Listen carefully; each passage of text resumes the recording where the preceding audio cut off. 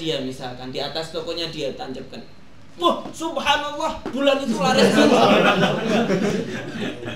Lalu dia bilang, wah ini bomohnya ini mujarab, jimatnya ini mujarab. Kalau tidak ada jimat ini mungkin tidak laris toko saya. Kamu syirik sekarang, karena kamu yakin ada sesuatu di luar kekuasaan Allah. Karena ini kan, ini syirik baru. Hal-hal seperti ini wajib kita ketahui. Kalau misalkan ada orang yang, Ustaz, saya minta doa dari ulama itu yang saya kenal kesolehannya, apakah saya syirik? Loh Ustaz, itu ulama itu minta doa, kamu minta doa sama, kalau ulama di bahasa Malaysianya apa? Ustaz atau orang alim, kalau di Indonesia Pak Kiai. Kiai.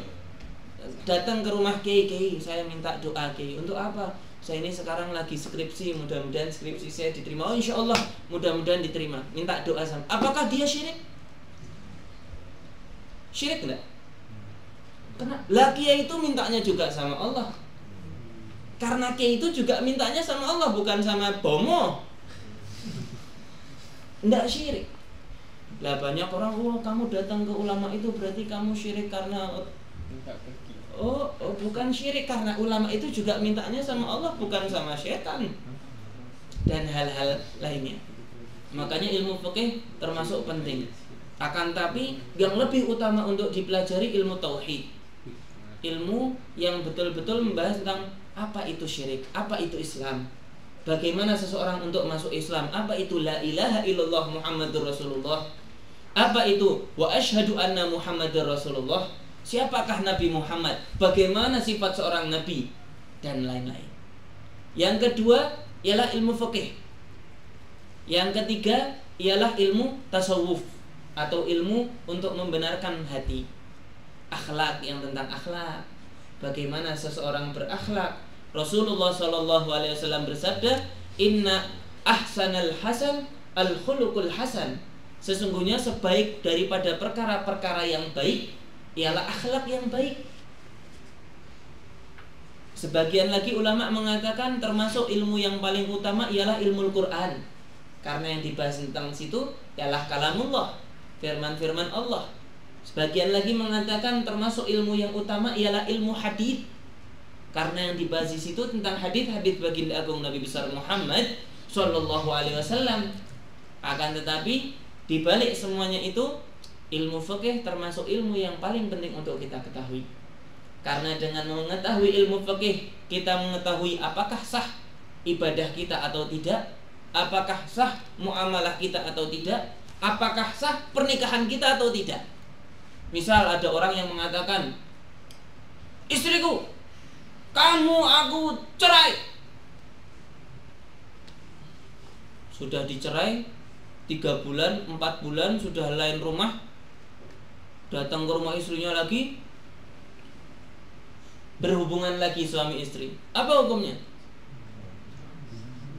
Zina. Kenapa? Kamu sudah mencerai. Enggak, dia masih istriku kok saya. Oh, enggak bisa, kamu sudah menceraikan. Hukumnya sudah haram, sudah bukan muhrim. Kalau kamu mau harus ini setelah 4 bulan saya bilang. Kalau 3 bulan masih dia masa iddah. Setelah 4 bulan belum masuk lagi dia sama istrinya, apa hukumnya? Haram, zina bahkan kalau dia belum merujuknya, dan lain-lain. Makanya ilmu fikih dari awal saya katakan, ilmu fikih ilmu yang sangat penting untuk kita ketahui. Minimal 1/4 pertama itu minimal, karena berhubungan sholat kita bagaimana. Ustaz, saya punya teman sholat, Ustaz, cuman dia orang yang dia orangnya style. Dia suka baju-baju yang ketat, Ustaz. Dia kalau pakai celana dalam yang celana dalamnya kelihatan, Ustaz.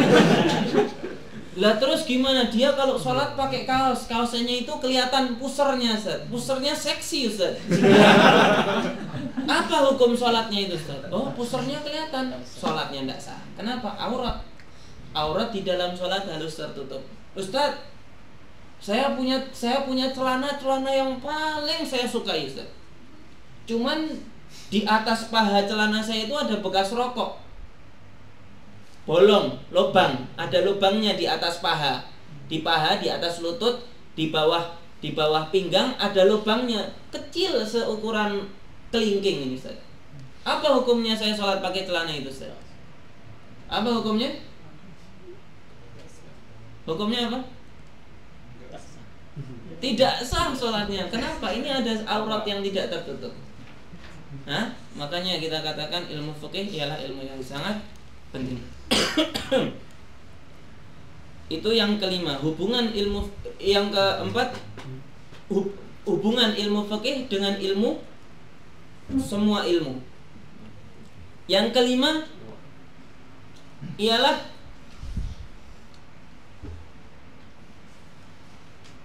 ini fadluhu. Yang keempat ialah keutamaan. Maaf, yang keempat tadi keutamaannya. Keutamaan saya, makanya dari tadi saya katakan ilmu fikih ialah ilmu yang sangat penting. Yang kelima, hubungan ilmu fikih dengan ilmu-ilmu lainnya. Ilmu fikih berhubungan dengan ilmu lainnya. Ilmu ekonomi berhubungan. Ilmu kedokteran juga berhubungan. Ilmu kehakiman. Seseorang nanti menjadi hakim atau menjadi orang yang memutuskan, itu yang dok punya palu dia, itu berhubungan. Kalau seseorang sudah menjadi seorang hakim, makanya ada adab-adab atau tata cara seseorang menjadi hakim. Contohnya, yang paling gampang, seseorang yang hakim tidak boleh memberikan keputusan kalau dia dalam keadaan sakit perut. Perutnya mulas, pengen buang air. Wah, cepet-cepet. Saya sakit perut. Oh, enggak boleh. Ini tata cara seorang hakim. Seorang hakim tidak boleh memutuskan ketika dia lapar sangat. Karena ditakutkan keputusannya itu ada hubungannya sama laparnya dia. Dia pengen cepat-cepat, terus cepet-cepet ini mau makan, ini cepet. Oh, enggak boleh. Ilmu kehakiman berhubungan, makanya banyak hubungannya ilmu fikih. Yang keenam ialah siapa yang menetapkan ilmu fikih? Yang keenam ialah yang menetapkan ilmu fikih itu siapa? Apakah ulama? Siapa yang menetapkan ilmu fikih? Nah?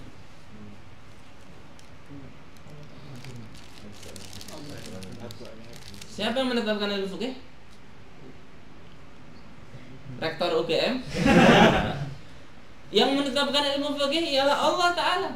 Karena di dalam Al-Quran Allah mengatur bagaimana seseorang wudu, bagaimana seseorang tayammum, bagaimana seseorang sholat, bagaimana seseorang haji, bagaimana seseorang puasa, dan lain-lain. Allah Ta'ala. Asli daripada inti ilmu fikih yang pertama menetapkan ialah Allah Subhanahu wa ta'ala. Dan Nabi besar Muhammad SAW, karena Nabi ialah utusan Allah. Apapun yang dikatakan oleh Nabi Muhammad tidak mungkin, karena itu hanya dari Allah. Hanya dari Allah.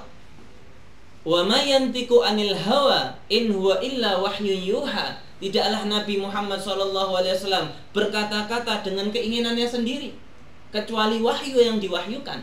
Rasulullah haji menjadi ketetapan ilmu fikih. Kenapa? Yang membimbing ialah Allah. Kamu gini Muhammad, Muhammad kamu gini Muhammad, kamu gini Muhammad. Rasulullah bermuamalah dengan istri, yang menetapkan ialah Allah. Oh Ustaz, Nabi Muhammad punya istri lebih dari 4 Ustaz. Nabi Muhammad punya istri yang beliau meninggal saja punya istri 9. Saya juga pengen ikut Nabi Muhammad Ustaz. Istri saya 10 Ustaz. Apa hukumnya ini? Hah? Oh Nabi Muhammad hukumnya, berarti Nabi Muhammad melakukan hal yang haram? Ayah. Ini salah satu keistimewaan Nabi Muhammad daripada umatnya. Tidak boleh ada orang yang seperti Nabi Muhammad. Karena dibataskan di dalam Al-Quran, matna wa thulatha wa ruba'. 2 istri atau 3 istri atau 4, tidak boleh lebih.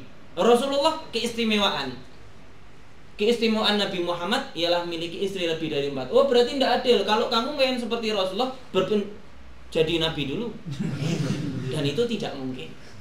Itu tidak mungkin. Kenapa kok Rasulullah boleh punya istri? Oh Nabi Daud istrinya 1000. Nabi Sulaiman memiliki istri yang sangat banyak. Karena raja di saat itu. Kemuliaan yang Allah berikan kepada Nabi. Akan tetapi yang paling baik ialah satu istri memiliki keluarga yang sakinah, mawaddah warahmah. Karena punya istri yang lebih dari satu bukan hal yang mudah, berat. Banyak di antara orang, "Wah Ustaz, saya pengen punya istri 3 Ustaz." Apa hukum? Boleh. Cuman biasanya pertama harus adil, yang kedua tidak akan tenang. Yang dia cari dari berkeluarga ialah ketenangan. Ketenangan hanya didapatkan dari satu perempuan biasanya. Istri pertama punya anak, anaknya harmonis, keluarganya akur, mendapatkan keluarga yang sakinah, mawaddah, warahmah. Ini tujuan menikah. Ini tujuan dari pernikahan. Baik. Waktu.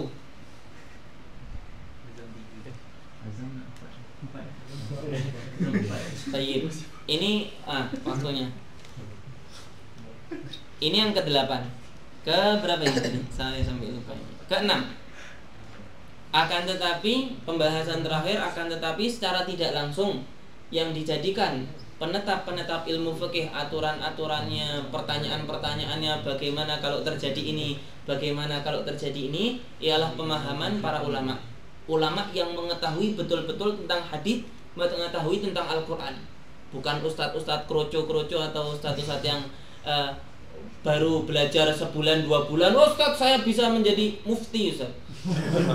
Saya boleh berfatwa." Kenapa? Saya sudah belajar 2 bulan yang lalu. Oh, tidak boleh. Ulama yang dikatakan orang yang memiliki fatwa menjadi salah satu perkataan yang ketetapan dalam fikih ialah ulama yang memiliki pemahaman yang luas tentang Al-Quran dan Al-Hadith, tentang hadis.